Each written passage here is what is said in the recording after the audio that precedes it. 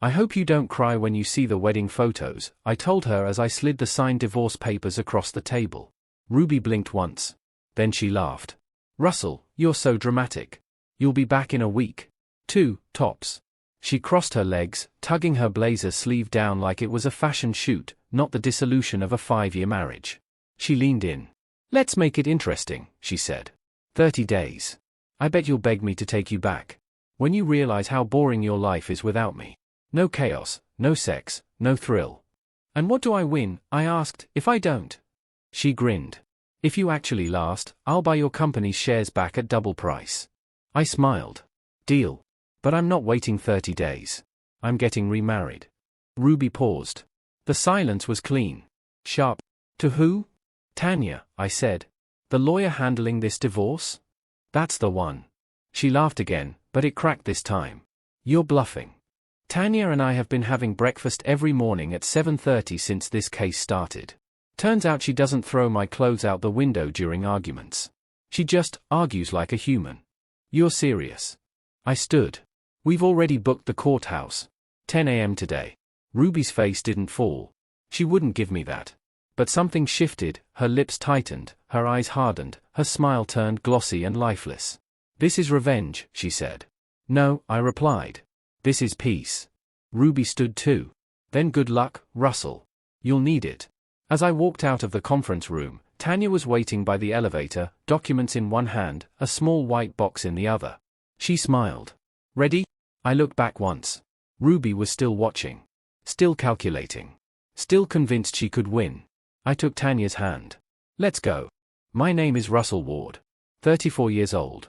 CEO of a tech firm that sells cloud architecture to companies twice our age. Most days, I can close a deal in less than 3 minutes.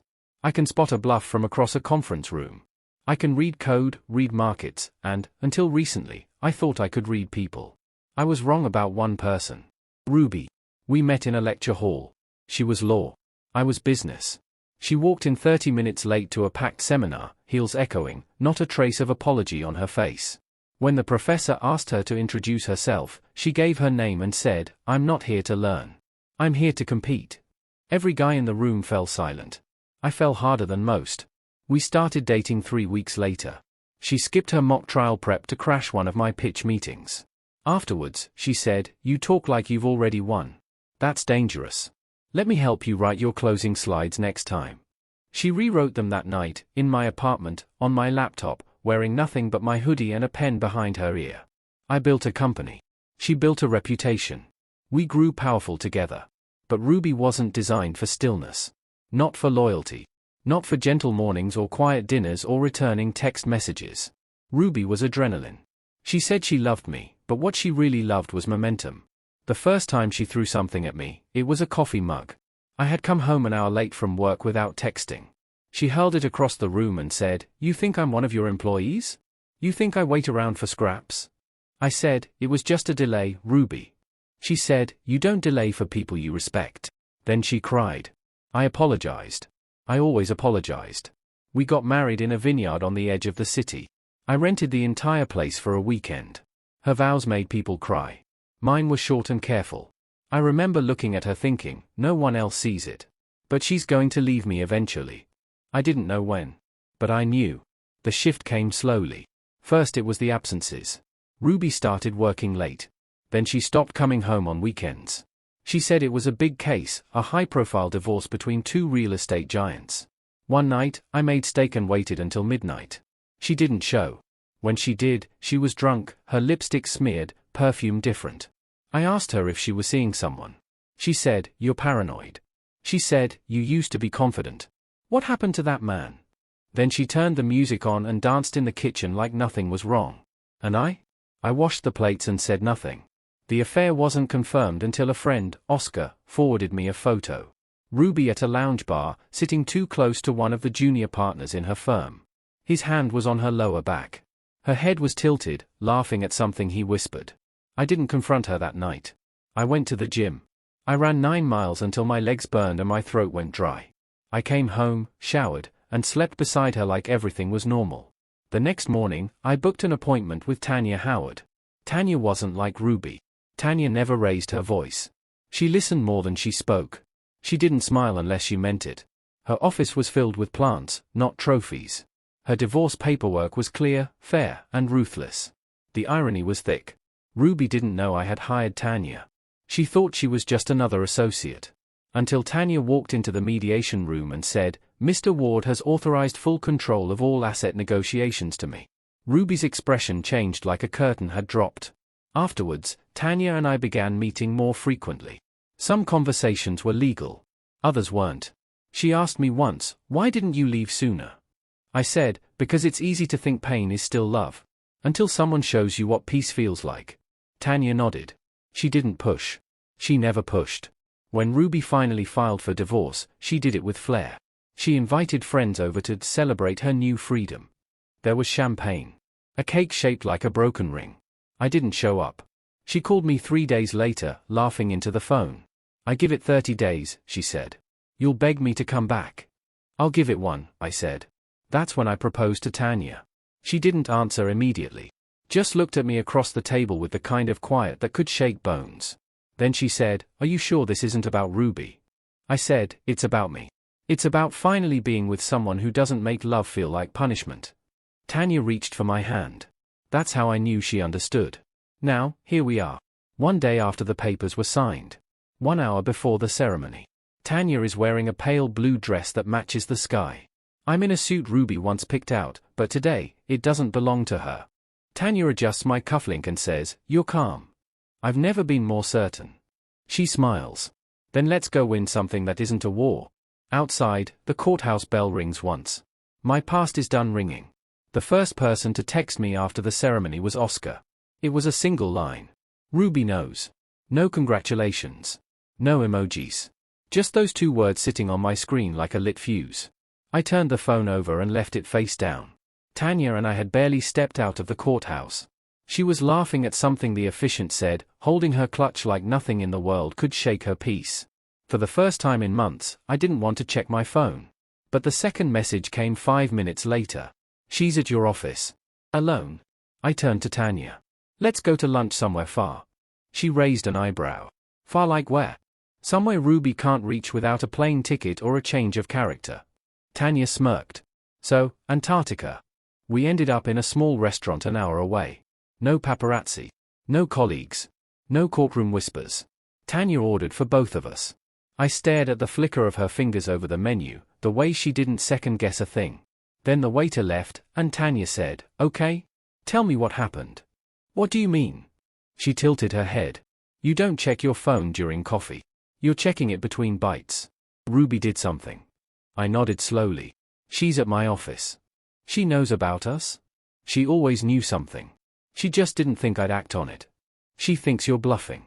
"She still does." Tanya folded her hands. "And you think she came to your office to beg?" "No," I said. "Ruby doesn't beg. She plans." Back at the office, I found her standing in my chair, one leg crossed over the other, a bottle of champagne on the desk, 2 glasses poured. "Congratulations," she said, lifting hers. "You got married on day 1. That's a record." I didn't respond. I looked around. My desk was untouched. The photo of my late parents still there. The small award Tanya gifted me last month, untouched. Ruby hadn't come to destroy anything. She came to remind me. "I just wanted to see it for myself," she said, standing. "Wanted to see if you'd flinch." "Did I?" Her eyes scanned me slowly. "You're good, Russell. I didn't think you had it in you. I underestimated you." I walked around the desk, stood where she had been sitting, and said, "That was your biggest mistake." She smirked. "What was your biggest one?" "Thinking you were still capable of love." Ruby's smile vanished for a second. Just a flicker. But I saw it. Then she leaned over the desk. "You don't love her." Tanya's a rebound with a briefcase. She fits your new narrative. Calm. Mature. Safe. But not me. I was wildfire. I was the risk you like pretending you could handle. "You were a house fire, Ruby," I said. "And I lived in it too long." "You still think about me," she said. "I do."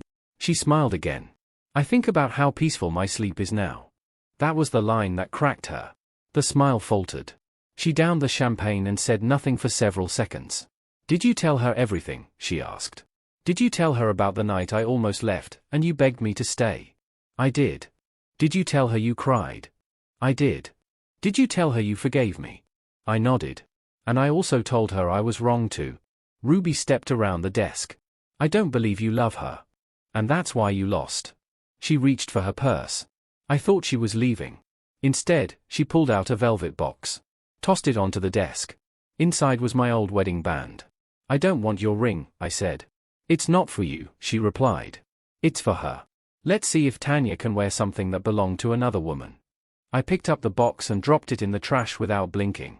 You still think this is about jealousy, I said. You still think this is about who wins. That's your tragedy, Ruby. You turn everything into a bet. You forgot what it's like to just care without calculating. Then explain why you married her on day one, she snapped. If this isn't a move in some power game, then what is it? A statement? A flex? No, I said. It's closure. She paused, lips parted. For you or for me, she asked. For us. I walked her to the door. She didn't fight. She walked slowly, like she was waiting for me to stop her. But I didn't. At the threshold, she turned back one last time. Don't regret this, Russell. I only regret not seeing you clearly sooner. She left. No tears. No theatrics. Just a sharp turn of the heel and the echo of expensive shoes down the marble hallway. When Tanya came back to the office that evening, she looked around, then looked at me. She was here, wasn't she? She left the ring, I said. Tanya walked over to the trash, looked inside, nodded once. Good, she said. Now it's your turn to let go. I stared at her. At the steadiness in her gaze. At the hand she held out. I took it. The night after Ruby came to my office, I couldn't sleep. Tanya was asleep next to me, breathing slow and steady, one hand resting on my chest like it belonged there. And maybe it did. But all I could think about was how numb I felt, like someone had cut a string inside me I didn't even know was holding me up. I stared at the ceiling for hours, the glow of the city leaking through the blinds. No thoughts. Just static. Like I had reached the eye of a storm but didn't know if the winds had passed or were about to return stronger. I kept wondering, how many parts of me were shaped by Ruby?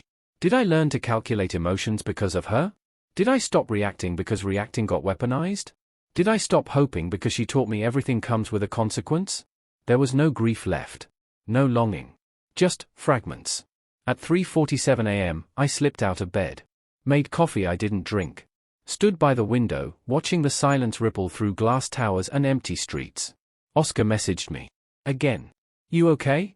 I typed, erased, typed again. She came back to twist the knife. He replied in under a minute. You knew she would. I did. But knowing doesn't cushion the blow. It just makes you brace longer for impact. Later that morning, Tanya sat across from me at the breakfast table, dressed for court. She looked at me for a long time before saying anything. You didn't sleep. I did. A little. You still thinking about her? I didn't answer right away. I just nodded. Tanya didn't flinch. Didn't accuse me. She just reached for her coffee and said, that's normal. That doesn't make it easier. No, she said. But it makes it honest. After she left, I sat in the same chair for hours. Meetings missed. Calls ignored. The ring Ruby left in the trash kept replaying in my mind. Not the ring itself, but the gesture. The arrogance. The trap. She thought she still had me on a leash. That if she rattled it hard enough, I'd come crawling back. Not because she loved me. Because she couldn't bear the idea that I no longer did. By noon, I drove to the house we used to live in. It was still under my name. I hadn't visited since she moved out. The driveway still had faint tire marks from her car. The porch light flickered from neglect. Inside, the air was stale. Silent. Cold. I walked through it like a museum, everything familiar but hollow. The kitchen. Where we had our first screaming match. The hallway. Where I once slept after she threw my phone across the room. The bathroom. Where I sat with a bloody lip after trying to stop her from slamming the door. Why did I stay so long? Because the abuse never had scars. It had excuses. Twisted logic. Promises of better days. And in the middle of it, I convinced myself love meant endurance. But love isn't endurance. It's peace. And I had no idea how to live inside that peace without scanning for incoming attacks. Tanya was different. Her love didn't raise its voice. It didn't manipulate silence. It didn't reward submission. But being with her meant unlearning every survival reflex Ruby drilled into me. That was the struggle. I wasn't afraid Ruby would take me back. I was afraid I wouldn't know what to do without her chaos. That maybe peace would bore me. That maybe I was too damaged to live normally. Later that night, Tanya found me in the office, the lights still off. She didn't ask what I was doing. She just sat on the floor beside me. "You don't owe me anything," she said softly. "You don't have to rush. You don't have to prove you're healed." "I'm not healed. I know. I don't even know what healed feels like." She didn't answer. I turned to her. "Why'd you say yes? To marrying you?" I nodded. She shrugged. "Because I wanted to be with you. But I was a mess. You still are." "Then why?" She looked up at me, eyes steady. "Because I'm not here to fix you. I'm here to love you while you figure it out." I couldn't respond. My throat locked. My lungs hollowed. It was the first time in months I felt the sting of tears without shame. Tanya stood, leaned down, and whispered, "But if you keep making coffee and not drinking it, we're going to fight." I laughed. Actually laughed. Small. But real. She kissed my forehead, left me sitting there, and turned on the lamp. Warm light filled the room. And just like that, the shadow softened. Oscar showed up at my office uninvited, eyes darting like he'd sprinted through a storm. He didn't sit. Didn't even say hello. "You need to see something," he said, slapping his phone on my desk. A video played, grainy, recorded from a distance. Ruby. Dressed in black, standing at a restaurant patio. Across from her, Tanya. Tanya's expression was neutral, but her body language was tense. Ruby was talking fast, animated, leaning forward, gesturing with a hand that held a wine glass. Tanya stood to leave. Ruby blocked her path. Then the video ended. I stared at Oscar. "Where did you get this?" "I didn't film it. Someone at the restaurant sent it to a mutual contact. Apparently Ruby's been digging." "Digging for what?" Oscar hesitated. "Everything. Tanya's past cases. Her old firm. Her ex. Her law school records. She's trying to smear her." My spine stiffened. "Why?" Oscar looked uncomfortable. "Because you chose Tanya. Because she didn't win. Because she never imagined losing the power play." I stood. "Where did this happen?" "Hyde Avenue. 2 hours ago." I was already grabbing my keys. When I arrived at Tanya's apartment, the lights were off. I rang once. No answer. Rang again. Then the door opened slowly. Tanya stood there, no makeup, eyes red, hair loose. She didn't say anything. Just stepped aside so I could enter. She sat on the couch like she'd been there for hours, unmoving. I sat across from her. "She confronted me," she said finally. Out of nowhere. Said she knew everything about me. Said I was playing the long game, marrying her ex to elevate my name. My fists curled. "She said you're a trophy," Tanya added. "That I'm using you the same way she did. That you're just too blind to see it." I stood up. "You should have called me." Tanya looked at me calmly. "Why? So you could punch someone?" "I'm not Ruby, Russell. I don't throw people into battle to prove a point." She had no right? She had every right to feel wounded, Tanya interrupted. But not to say what she did. She stared at the window. "I'm not angry she came after me. I'm angry I almost believed her." That stopped me. "You believed her?" "For 5 seconds," Tanya said. "Because part of me still wonders if I stepped into something too soon. If I was your answer to pain, not your choice." I crossed the room and sat beside her.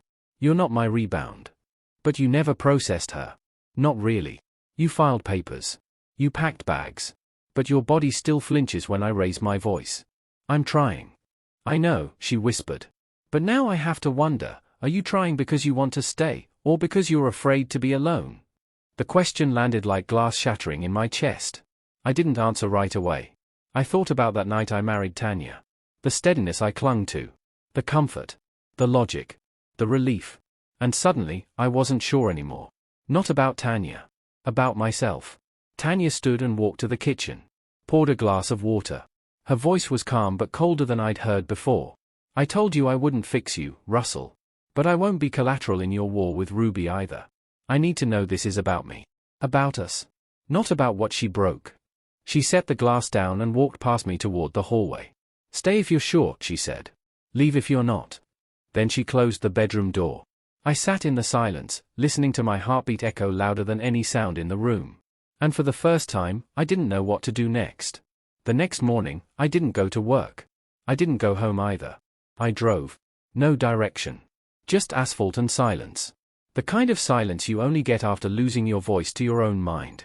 Somewhere around the 5th Toll Plaza, I realized I had driven to the neighborhood where Ruby and I had first lived. The place where rent was cheap, the walls were thin, and our dreams were louder than our doubts. I sat in the car outside the old building. It hadn't changed. Still had the same cracked window on the top floor, still had the same blue graffiti near the parking lot. I remembered Ruby leaning against that stairwell, teasing me about bringing home discount roses. She had laughed so hard she dropped one, then picked it back up and said, "It's fine. I like broken things." Back then, I thought that meant she loved me more because I was flawed. Now I realized she just liked things she could fix, break, and fix again, until the pieces were hers. I drove back to the city, heart heavier with each mile. I didn't go to Tanya's apartment. I didn't want to see her until I had something real to say. Not confusion. Not apology. Just truth. Instead, I went to Oscar. He opened the door wearing gym clothes and a look that said, "Finally." "You look like you've been punched in the soul," he said, stepping aside. "I feel like it." He handed me a beer. I didn't drink it. "I need you to tell me something honestly," I said, sitting on his couch. Oscar nodded. "Shoot. When I married Tanya, did it look like revenge?" He didn't answer right away. "Oscar. It looked fast," he said. "It looked clean, like you'd rehearsed it in your head for weeks. But not like revenge. Not to me." "Ruby?" "She thought it was. She still does." I leaned forward, elbows on knees. "What if she's right? What if I used Tanya to make Ruby jealous, to prove a point, to prove I wasn't weak?" Oscar shrugged. "Then you admit it. You deal with it. You don't run." "I don't want to lose Tanya." "Then stop holding back and tell her that. She doesn't trust me anymore. Then earn it. Stop replaying what Ruby did. Start building something Tanya can believe in." I nodded. Later that night, I went to Tanya's apartment. She opened the door, looked at me for a long second, then stepped back wordlessly. I walked in. She didn't ask me to sit. Didn't offer tea. Just waited. I turned to her. "I drove past my old apartment today." She didn't respond. I remembered Ruby saying she liked broken things. I thought she meant she liked me despite my flaws. But she just liked power. She liked the act of repairing something just enough to claim it. Still nothing from Tanya. But she was listening. "I didn't marry you to spite her. But I also can't pretend I wasn't running. You were the first person who gave me stillness. I clung to it. I married you so fast because I wanted peace before I even earned it." Tanya's eyes softened. Slightly. "I don't want you to be my shelter from her. I want you to be the person I grow toward, not the place I hide." She folded her arms, voice steady. "Then why didn't you tell me you weren't ready?" "Because I thought if I said it out loud, you'd leave." "I wouldn't have," she said. "But I would have taken things slower. Given her space. Now I have to wonder if you married me because of Ruby's absence, or because of my presence." I stepped closer. "I married you because when I'm with you, I'm not surviving. I'm living. Even when I feel like I'm unraveling." Tanya blinked, voice lower now. "And if Ruby came back today, said she was healed, said she was sorry?" I didn't hesitate. "I'd tell her she's too late." Tanya studied me. "That's not an answer. That's a performance. I don't want a line, Russell. I want you to bleed." I took a breath. She ruined me. There it was. No defense. No sugar. I kept telling myself I was fine. But she ruined my sense of love, of timing, of self-worth. She made me think compromise meant silence. That love meant volatility. And after everything, I was still hoping she'd feel something real when I left. I paused. And then I met you. And for the first time, I saw what stillness looked like. And I rushed it, Tanya. I rushed into marrying you because I wanted to erase the chaos with peace. But peace doesn't work that way. You can't use someone else's heart to fix your broken mirror. Tanya's shoulders relaxed. She exhaled. "Thank you," she said. "That's the first honest thing I've heard since the wedding." I moved toward her again. "I'm not asking for forgiveness. I'm asking for the chance to build trust the slow, boring way." Tanya smiled. "A real one. Small. Brave. Then you're in luck," she said. "Because I happen to like boring." We stood in silence, not holding hands, not kissing, just breathing in the same room like maybe that was enough for now. Then the doorbell rang. We both froze. Tanya stepped forward, checked the peephole. She turned back. "It's Ruby." My stomach dropped. "Should I open it?" Tanya asked. "No," I said. But Tanya did anyway. Ruby stood there, dressed sharply, perfectly put together as always, but her eyes betrayed something different, something ragged. "I'm not here to fight," she said. "I just need to say something." Tanya stepped aside, letting her in. Ruby turned to me. You win. I said nothing. I tried to pull her apart because I was bitter. I thought she'd snap under pressure. She didn't. She held her ground better than I ever did. Why are you really here? I asked. To say goodbye. I raised an eyebrow. Ruby looked at Tanya. He's yours now. And you deserve him more than I ever did. But take it from someone who lost him. He's strong, but he bends too far. Don't let him carry silence. Make him speak. Tanya nodded slowly. I already do. Ruby gave me one last look. I don't regret loving you. But I regret thinking you'd always stay. She turned and walked away. Tanya closed the door. I didn't move. You okay? She asked. I don't know. That's honest, she said, taking my hand. I looked at her. Are we okay? We will be, she said. One truth at a time. And for the first time since it all began, I believed it. 3 weeks after Ruby showed up at Tanya's apartment, I stood in front of a conference table flanked by attorneys, shareholders, and one man who looked like he hadn't slept in days. Oscar. He sat across from me with an expression that flickered between guilt and obligation. Next to him sat a silver-haired investment banker with a valuation folder titled Ruby Holdings, Dissolution Review. I dropped a signed document on the table. Effective immediately, the shares transferred from Ruby Ward under the 30-day revaluation clause have now been absorbed into my company. Legally. Permanently. Oscar exhaled. Russell, you sure about this? I was sure the moment she said I'd be back in 30 days. Because this was the part Ruby never expected, I never signed that clause to win a bet. I signed it to remove her from the last place she still had control over, my legacy. During the divorce, Ruby insisted on keeping a 12% stake in my company. Said it was her exit trophy. The board agreed, begrudgingly. And I didn't argue. I let her think she'd won. But tucked inside the deal was a condition she never read carefully, that if she ever attempted to interfere in any stakeholder's personal affairs during the post-divorce cooling period, her shares could be legally reappraised and sold at the lowest estimated market value. Ruby couldn't help herself. She harassed Tanya. Followed her. Made threats. There were messages. Restaurant confrontations. A paper trail long enough to hang herself with. She triggered the clause herself. And now? Her shares were mine. At less than half their worth. Oscar looked at me. You just took her last piece of power. No, I said. She gave it to me. I just held the door open. After the meeting, Tanya and I sat in the back seat of a quiet sedan, hands linked loosely. Will she come after you again? She asked. Maybe. But this time, she'll have to knock. Tanya looked out the window. You don't look happy. I'm not. Why not? Because this was never about winning. It was about ending something that should have ended years ago. Tanya nodded. And now? Now, I said, I start learning how to build something that doesn't require revenge to stay alive. That night, Ruby sent me one last message. I underestimated you. Again. You won't hear from me again. Enjoy your quiet life, Russell. Just know it was never quiet because of me. It was quiet because you stopped speaking. I didn't reply. I simply screenshot it, archived it, and deleted her number for the final time. Closure doesn't come with applause. It comes with silence that doesn't sting. Weeks passed. Tanya and I started walking every morning, no phones, no work talk, just footsteps and the occasional terrible joke. I told her about my childhood. She told me about hers. One morning she asked, if you could redo one thing, just one, what would it be? I said, I would have told myself earlier that survival isn't love. She stopped, looked at me, then quietly said, and now? Now I'm learning what love actually feels like. She didn't say anything. Just leaned forward and kissed me. Peace doesn't need noise. Months later, the final step arrived in a beige envelope marked Asset Termination Confirmation. Ruby had sold her penthouse. Liquidated her firm's remaining equity. Moved out of the country. Oscar sent me a single-line email. She's gone. And she left no forwarding address. Good. She had bet I'd beg.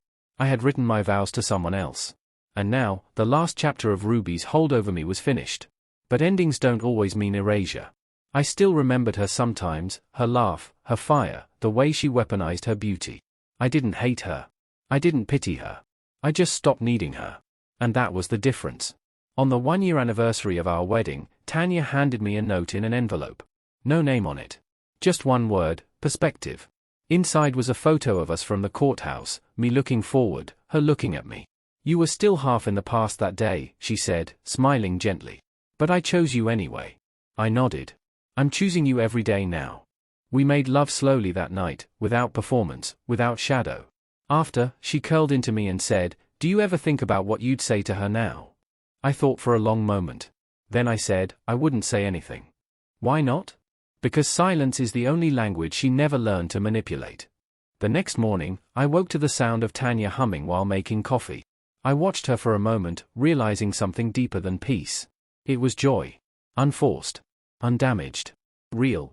Later, while she was still distracted with breakfast, I opened a draft email and typed one final note to myself. I was never supposed to win Ruby back. I was supposed to walk far enough away to realize she was never worth chasing. In the end, she bet on my weakness. And I married the woman who taught me my strength. I hit save. Never sent it. Just closed the laptop and poured 2 cups of coffee. Tanya smiled when I handed her one. "Russell," she said, "you seem different this morning." I am. And I meant it. Because the past was no longer something I was walking away from.